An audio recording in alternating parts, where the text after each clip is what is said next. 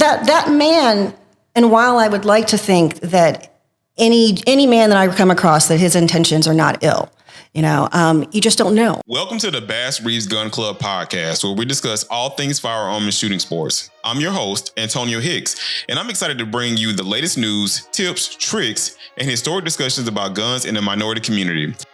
We are a pro-Second Amendment community of responsibly armed citizens, and we take pride in learning and sharing our knowledge within the community. So whether you're a seasoned pro or just starting out, this podcast is for you. So sit back, relax, and let's dive in. A bear. You'd really rather be out in the forest with a bear. Like, these girls are losing their mind. You know what that is? That is a classic cultural gaslighting tactic. I saw someone sharing a story about somebody getting eaten by a bear and how it took 6 minutes. I would take those 6 minutes over the 18 hours that I spent trapped with a man. Welcome to the Bass Reeves Gun Club podcast. I'm your host, Antonio Hicks. Joining me on this panel discussion about man, bear, or gun is Sana Sims, Justina Bryant, Rita Garrett, and Teresa Rogers. Thank you, ladies, for joining us in on this discussion, and welcome to the show. Thank you for having us. So, referring to the latest trend debate, would you prefer to be in the woods alone with a man or with a bear? Who want to step up first? I'll say. And you just said you didn't want to be called first. Personally, I'd rather be in the woods. Don't want to be in the woods at all, but if I had to be, I would love to be there with a man. Now, can you elaborate on it a little bit more? Like, why a man over a bear? Because I could probably beat a man up if he had ill intentions. Oh, okay. Or shoot him. But a bear, I can't do nothing with a bear. So. Okay, who else want to take a stab at it? I'm going to follow up with Justine. I would take a man over bear as well. Mm-hmm. And my reasoning being I've been around bears, not at all, but I've been around more men than bears. And I think I can kind of maneuver. I would take cautions either way, but I could work my way out of it if it's a man with ill intentions, or we may become good partners. Who knows? I'll follow up on that. I also agree. I would prefer being in the woods with a man over a bear. My reasons are, a bear is a predator. Mm-hmm. A bear is, his main goal is to eat you for lunch, dinner, or breakfast. Okay. A bear also has that primary goal, is not up for negotiations. With a man, I believe you can negotiate with a man. I believe that you can distract a man. I believe that you could also possibly team up with a man. Mm-hmm. But with a bear, those options are not available. I'm going to be the outlier. I'm going with the bear. If it's no one in the woods, it's me and that bear. If by chance I do survive and I do get out of the woods, someone will say, holy crap, you went up against a bear. If I'm in the woods with a man and I come out and I survive, there could be that doubt, did it happen? And now you've got a whole different situation that you're dealing with outside of just the physical, can I protect myself? I know what that bear is expecting. Like Sana said, that bear is coming after me. Mm-hmm. That man can act like he's not and then all of a sudden switch. So either way, I got to be on my game, whether it's the man or the bear. In that environment, in the woods, that's his land. I feel like I'm on his territory. I do everything I can to, if I see a bear, I'm getting the heck out of Dodge. If I see a man, I'm not sure I'd be inclined to run the opposite direction until possibly it was too late. So I'm going with the bear. Now, this is an outlier question from what we had on there. I mean, why do you think most women, because on the trend and where it came up like on TikTok, most women did pick bears? And I know it's generally based off of like statistics that 1 in 3 women, like 35% of women suffer from some form of domestic violence coming from a man, even though men suffer like 28.5%. But why would you think most women would pick the bear versus a man? I chose a man, so I couldn't answer that. Yeah, I know everyone's looking over here. I mean, because I know you just broke it down a little bit. Yeah, but that man, and while I would like to think that any man that I come across that his intentions are not ill. You just don't know. You just Right. don't know. We're on this panel because of poor behavior of, whether it's our sex or the opposite sex. There's just that uncertainty. And I thought even more about if this were my daughter and she were in the woods. And my daughter's a park ranger. Okay? She hiked the Appalachian Trail by herself. It was the longest 2 weeks of my life. I was more concerned about her coming to encounter with other hikers than I was with the wildlife. Right. Yes. Oh, wow. Yeah, because that's my fear. Like, I don't give into the narrative of, one is better than the other. I'm like, I want to take anybody. 'Cause Bingo. to me, humans are not yep. as predictable as we like to think they are. So I'm like, if I want to take a gamble with anything, I would take the bear. Because I know at least if I'm hungry and I have a weapon, which would be part of the next question, I can kill the bear, eat the bear, or find out where the bear is getting his food source from, and I can go and eat it from there. Or if I get cold, then I know I can hunt the bear down and potentially get his fur. So I'm thinking about it from a data standpoint, because it's like over 750,000 bears exist here, and we've had very few that's attacked humans, which is why I understand why, y'all would say the men, but I wouldn't take anybody. And this is from a man standpoint, I wouldn't take anybody, because I don't know, I disagree. I know some of my peers around me would disagree with it, but people are unpredictable, and I'd rather take the wildlife to deal with as opposed to any human. I don't care if it's man or woman. Because, when we get into a dangerous situation, we don't know what the outcome might be. Like the woman she might feel threatened at some point in time, or as it comes to food, we have a shortage of food, and it's like, okay, well, we don't have enough for two. Somebody got to go. We got enough for one. Right. Yeah. So given your response to those questions, how does your perception change if you have a firearm with you in either of the scenarios? Mine would not change. And the reason that it would not change is because of the same reasons that I spoke of before. And I did hear you say that men are not predictable, and you also said that as well. Mm-hmm. But how does that relate to the bears? Is the bear predictable? Is the bear not predictable? Right. I'm not an animal. Yeah. So I can't think like an animal. I can think like a human. But my decision with a firearm would still remain the same. I would rather be in the woods with a man. Okay. Same here. Go ahead? I still would remain in the woods with a man.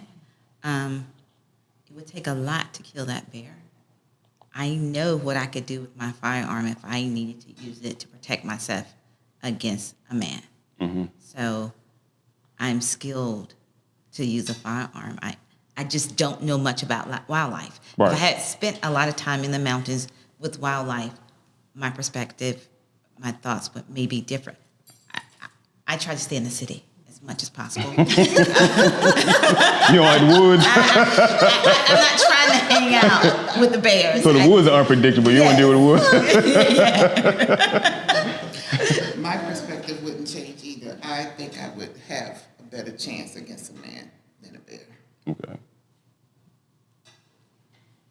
Yeah, I'm still sticking with the bear. Mine would change. Like we put a firearm scenario, mine would change wholeheartedly because I know what I can do with a firearm. Yeah. So it's like I wouldn't care about having another human being next to me at that point in time because at least I know if something potentially happened to me, I can defend myself against that person, man or a woman. Yeah, I'd be more concerned about the man trying to get the firearm off of me if I go to sleep. The bear's not going to come pat me down. By the time the bear encounters me and try to, they're not going to choose to use a gun against me. That man. But I feel if you know how to use your firearm, that you close. don't. Yeah. That it never crosses my mind that I don't care what size that man is, that he's going to be able to take that firearm from me and use it against me. Okay. It could happen, but it wouldn't be as easy as it would have been 5 years ago. Right. And it wouldn't be as easy as they think it would be. They probably wouldn't even expect right, us to have a firearm. Easy, right? Exactly. So it's not anything that we walk around talking about. I have my gun on me. No. Mm-hmm. So let's expound on that a little bit more. So in a potentially risky situation, such as out late at night, Would you feel better protected with a man by your side who is unarmed, or be by yourself with your own firearm? I see them wheels turning now. By myself with my own. What happened to the man? By myself. If he's unarmed, Yeah. Yeah. is he? Yeah. I mean, by myself. He can be the shield.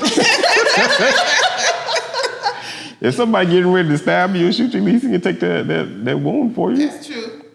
But I mean, y'all Still, can push I'd me in the rather way and be- run off. Because now I'm thinking, by myself yeah, with a firearm. if I Along have with the an firearm. armed person and then there's a situation, now I'm got to, worry about that unarmed person as well. So, by myself.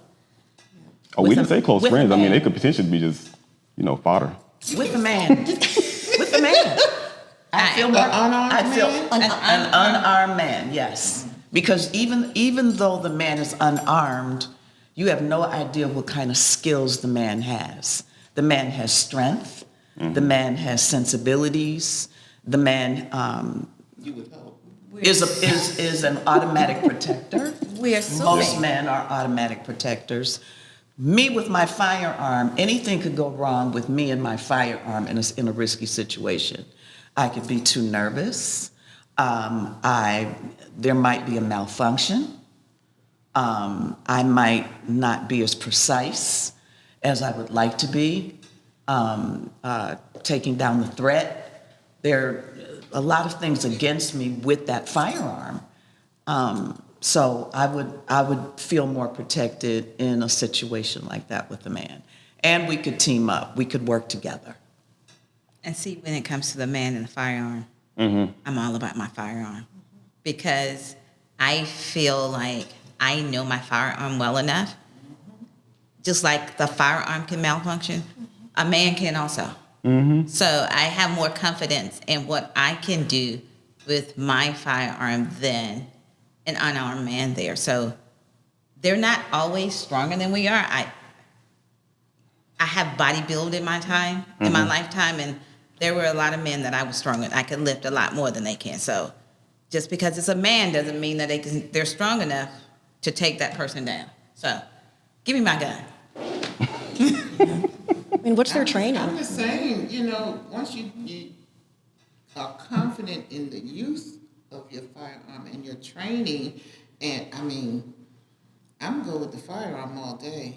I mean, nice to know you, man, but And it goes back to Bass Reeves. I mean, we spend a lot of time training. We spend a lot of time being comfortable with our firearms. So when you're comfortable with your firearm, it doesn't cross your mind that it's going to malfunction.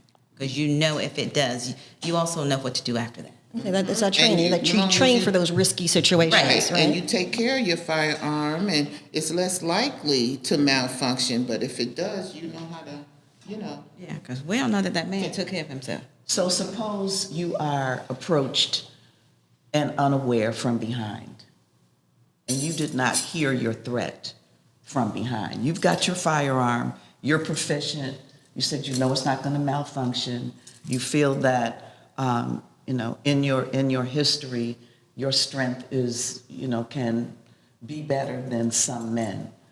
But in a situation where there is a immediate attack and you do not hear your threat from behind, such as a chokehold. You better hit him in the balls.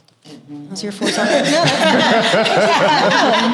right. That's your force on force Your training. firearm should Yeah. be your only Right. protection. Yes. There are other, you should have some kind of form of self-protection too. If you are not efficient in martial arts and you've not trained in that area, and your threat has stopped your motion from behind with his strength, you can't get to your firearm. You can't. Is that when you would rely on the unarmed gotta- man? So I would say to that, I mean, just to back up what you were saying too, because they had a young lady, if you remember, up at the Silver Comet Trail. She was a 3rd-degree black belt. She had multiple black belts in different forms of martial arts, and she was on the trail with her dog. And this skinny drug addict guy, he ended up taking her from behind, and he ended up killing her. Yeah. I mean, we're going to take our chances, but Yeah. I mean, because to me, it's hard to prepare for every situation. I mean, it's still good to prepare. I mean, you should be conscious of your surroundings and, That's what I was going to say. not putting yourself in dangerous Your environments. head should always be on Headphones swivel. are on, You should see what's looking in down, front of you. like- You look around. You don't just have tunnel vision. You should know what's around you. Right. You know, But an ultimate surprise, ultimate an ultimate you can't help surprise. that. You can't help and that. you're locked down and you're locked in. You can't get to that firearm. You can't. That's a big old struggle. But not Yeah. only that, you shouldn't only have your firearm. You should have some other stuff, a knife, some spray, something. Other protection. I mean, I just, And just I the would will know to what I fight. have. I can't depend on an unarmed man That's right. at all times to protect me. And And hopefully, no time for me. Not an unarmed man. Now, if you were armed, yeah, we could work together. Well, if you're armed and I know you're training, yeah. Yeah, we could work We together. can work but an together. Unarmed Yeah. man and But if you're armed and you don't know safety, Exactly. there are so many people that are armed and they don't know how to use their don't firearms. Yep. know They how to don't know use how. it. That's Yep. right. So, So I guess what that good goes is to the next question though is like, do we put too much faith in men to protect us?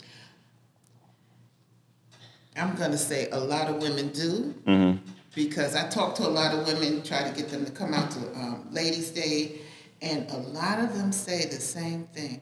Well, my husband has a gun, and I'm like, so if somebody kick your door in while your husband's at work, what are you gonna do? then what? Right.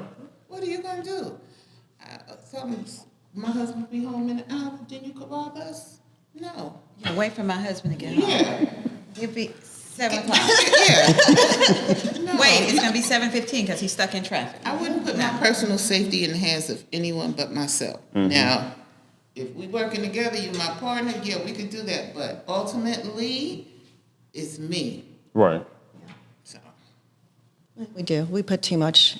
I think we do give too much ownership and responsibility and pressure on men in general. From the time men are born, oh, you're a little man. Oh, you're the man of the house. Oh, we put that on them. So I don't know how they could not, how men in general could not expect to feel that that's their role. For me, I think the light bulb really switched as a single woman. I'm looking around. There is no man. And if I were to rely on my son at the time, he was 3. What is he going to do? And so then it's like, wait, I have to be my own first responder. I am my own protector. These children, this young man can't protect me, himself, or anyone else if he's not here. So who's going to protect him? Right. So I think we put too much pressure on men in general to have that responsibility. I mean, I agree with that, but I think that comes down to how females are raised. Females are raised to make sure that, case in point, when I was 16, 17 years old, my mother said, "Where are you going? Do you have a young man with you?" And if I said no, I wouldn't be allowed to go. But I was raised that way. And so that's what I believe. Yeah, I'm in agreement with that too. I think we put too much. I'm saying this from a man's standpoint. We put too much faith into men and being able to protect women. Because like even my wife, she doesn't like to shoot or even go anywhere near guns because she can't hurt. She has a sensitivity to loud noise. But I'd say the same thing to her all the time. Like, what if I'm not home? Like, what if I'm away and out of the country on a business trip? Or like, you need to be able to protect yourself. Like, you can't depend upon me. Which is why you should learn how to use some form of weapons or something. If you don't like using guns, which I do have guns. I have a ton of guns at my house that she can just pick up and shoot. But still, I'm afraid that if something was to happen, I don't think that she would have the know-how or the nerve to even do it. Right. So that's why it's important for us to go through training, for women to go through training. So do you feel proficient? Do any of y'all feel proficient in protecting yourself with your firearm? Why or why not? I just. Yes, I do. I do, but there's always room for more training to become better because you never arrive at the pivotal point where you've arrived. Right. Right. You can always become better. Yeah, I mean, I think it's ongoing training. I'm a certified firearms instructor, but I still train all the time. So Same here. And that's the important part is, That's the you know, important just part. because we get our You have to train. certifications, you can't stop. You can't right? stop. You can't Yes. stop. Yeah. So, like, what was your initial introduction to firearms? Oh, you smiling. You had to pull one out on somebody?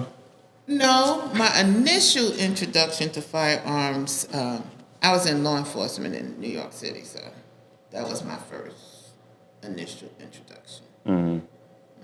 Out in the boroughs? Yeah.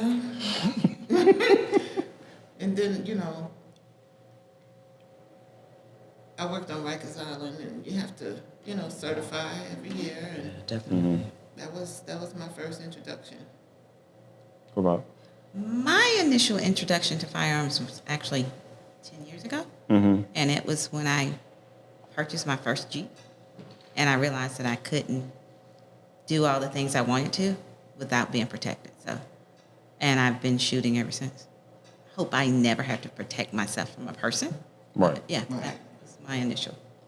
My initial opportunity was when I was living in the D.C., Maryland area. And a very, very, very dear friend of mine was in law enforcement. And he was the first person to put a firearm in my hand, as well as allowing me to shoot his law enforcement weapon. So that was my first experience. For me, I started off shooting rifles with 4-H back in high school. And then after that, joined the military right after high school. And now I've got my firearms company, Ladies in Lead, and we do this every day. Okay. So what are the scenarios that inspire you to own a gun for protection? For instance, like fear of crime, domestic violence, or racially charged events, civil war? You know what I'm saying? All of the above. Exactly. This Yeah. is the state of the world today, state of society. Just people thinking they could just take what you worked for or hate you just because of the color of your skin and want to, you know, Right. harm you. But it's just society in general these days. Yeah, I would say it's society in general. I mean, self-protection, and it's also recreational now. I enjoy shooting and Great stress reliever. great stress reliever. Yes. Yeah, very much so, yeah. Yeah, I agree with that. You know, you hear about all of these mass shootings. You know, you're out late at night. You may not have a man with you. You need to have some kind of protection. But just, you know, going about your daily business, being at a supermarket or walking in your neighborhood or sleeping at night, you know, and someone trying to take what you have as well as yourself, you need to have a firearm. Mine was after, you know, my divorce, just again, being home, 2 kids by myself. What am I going to say? You know, wait while the police show up. So I had to think of ways to protect myself. At that time, my gun was sitting in my closet, like it was at the top. I was afraid of it. You know, I had a neighbor that their house had gotten broken into, and I said, well, okay, it seems like we need to get smarter on how we're protecting ourselves in our household at that time. And it was weeks away from the DC sniper. So the DC sniper then got active up in that area, you know, trying to get the kids to school, pumping gas. I remember pumping gas and being afraid to stand outside of my car, you know. So yeah, crime, and they just wanted to stay safe and keep everyone protected. You mentioned the DC sniper, but in the Maryland, DC area at that time, I lived there. I was there. Okay. Yeah. You were not able to have your firearm on you. Yep. It I had lived to in be in your Fairfax. home, and Yep. I mean that put you at a great loss. You know, yes, you're able to protect yourself at home, but what about the DC sniper? Right.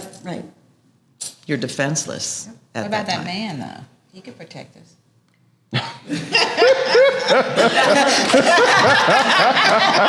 Are you gonna spin it back on us?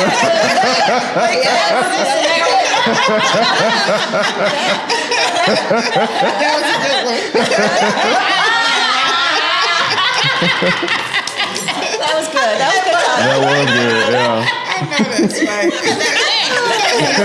We gotta go. Yeah, I say the same thing for me. For me, it was crime and then like racially motivated stuff. Because growing up here in the South, I saw a ton of racists, especially at Stone Mountain. So I come from, y'all don't know my background, I come from Macon, Georgia. And so we're going from Macon, Georgia, and then we moved to Stone Mountain. And so we was around the time they used to have like the Klan rallies and stuff at Stone Mountain in the middle of the night, or the Confederate reenactments. So sometimes I would go there with my family, and they would threaten us, like, y'all need to hurry up and leave this park, or we're going to start, doing something to y'all. And of course, they use all the racial slurs and stuff. So for me, I'm like, well, I need a firearm with me all the time. And see, I live up there in Rome, Georgia now. And you know Marjorie Taylor Greene and her people. Yeah. And then you could go downtown and see them standing on the corner, the KKK on the corner, having rallies and stuff. You don't see it now as much as you used to years ago, but I wasn't living there years ago, but you could still, It's still there. I'm just ready. Yeah. No, you have to be. And, like, I had a scenario where I was in the store, and we in line, and I'm at the register, and this lady, who didn't look like us, said, "Can I go in front of you?" And then she touched me.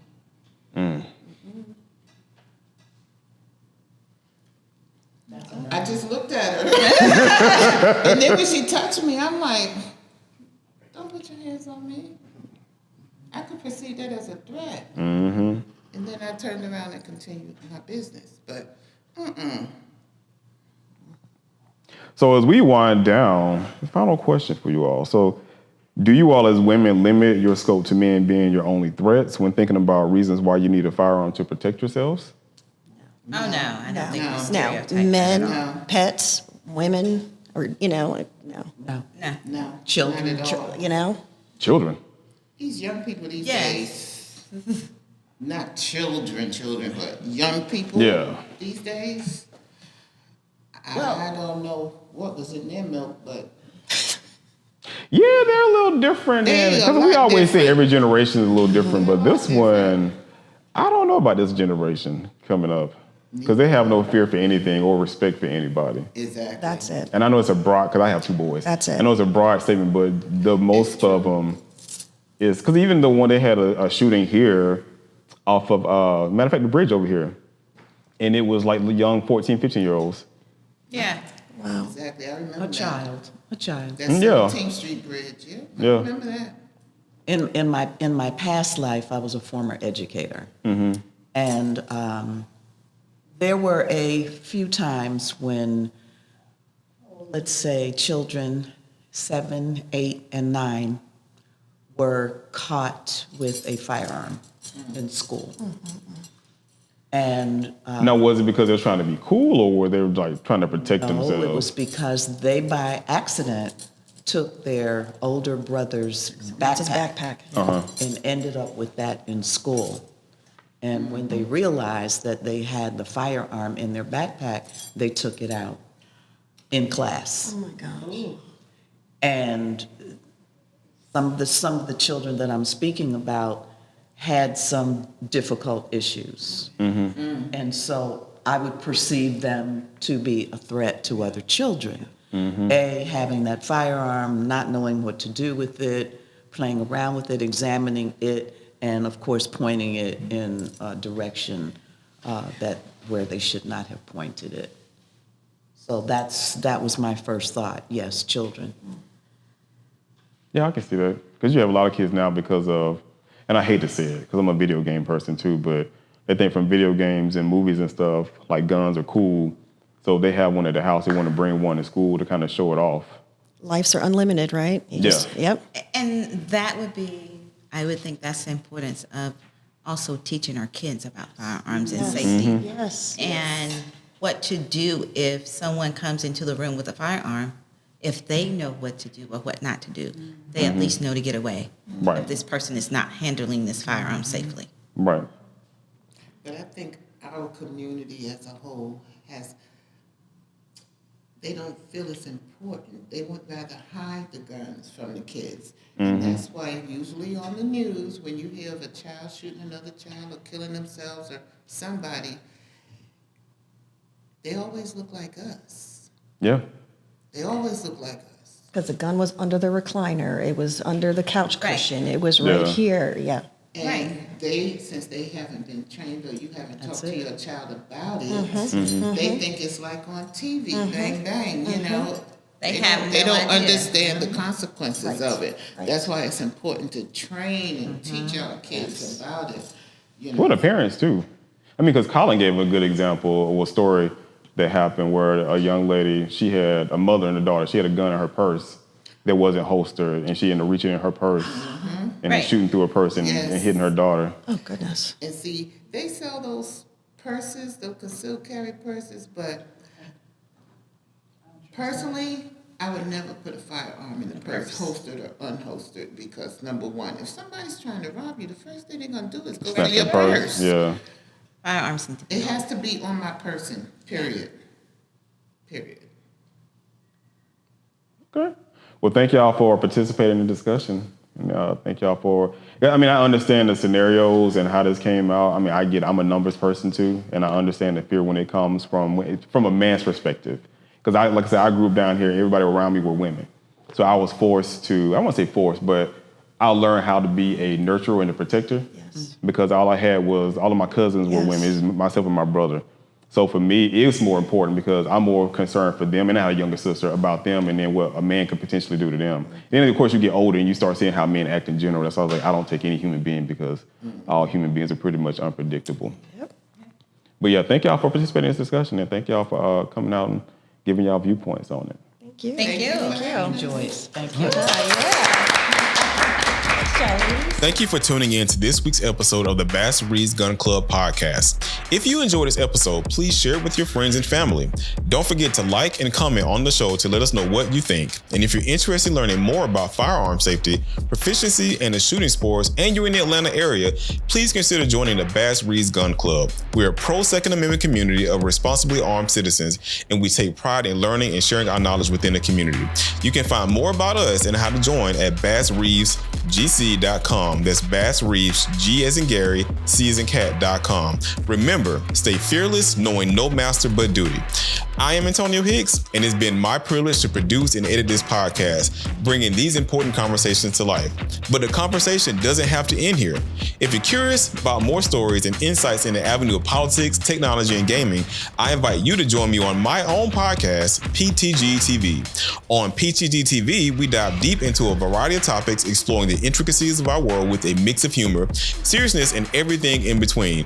It's a space where we challenge norms, celebrate diversity, and foster a community of curious minds and open hearts. You can find PTG TV on all major podcast platforms like Spotify, Apple Podcasts, and Google Podcasts. Just search for PTG TV and hit subscribe. All opinions expressed by the podcast hosts, participants, and creators are their own and do not reflect the opinions of NAGA, the Bass Reeves Gun Club, which is the Atlanta chapter of NAGA or affiliated gun ranges, gun clubs, or companies.